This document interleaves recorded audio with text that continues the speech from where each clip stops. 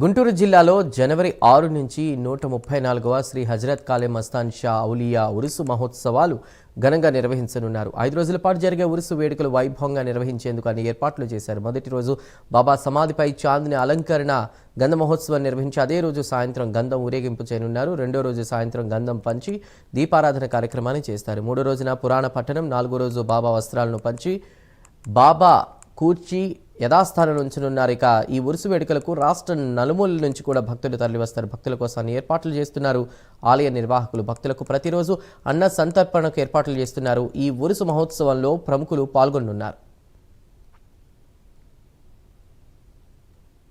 నడిబొడ్డున ఉన్న శ్రీ హజరత్ కాలే మస్తాన్ షా ఔలియా వారి 134వ ఉరుసు మహోత్సవం అత్యంత వైభవంగా జరుగుతున్నది.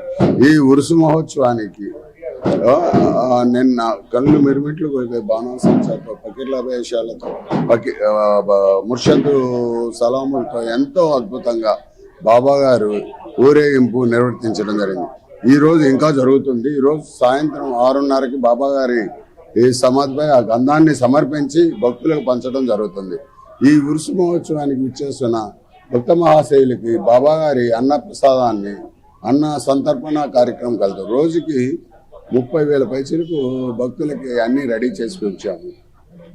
ఈ 5 రోజులు కూడా ఎంతో అద్భుతంగా, అలానే కన్నా లక్ష్మీనారాయణ గారు కానీ, మాధవి గారు కానీ, ఎమ్మెల్యే మాధవి గారు కానీ, ఎమ్మెల్యే నజీర్ అహ్మద్ కానీ, వీరందరూ కూడా ఎంతో సహాయ సహకారాలతో ఇచ్చారు. అలానే మాజీ ముఖ్యమంత్రి జగన్మోహన్ రెడ్డి గారు బాబా గారికి చాదరు, శాండిల్ ఆయిల్ ఇవ్వడం జరిగింది.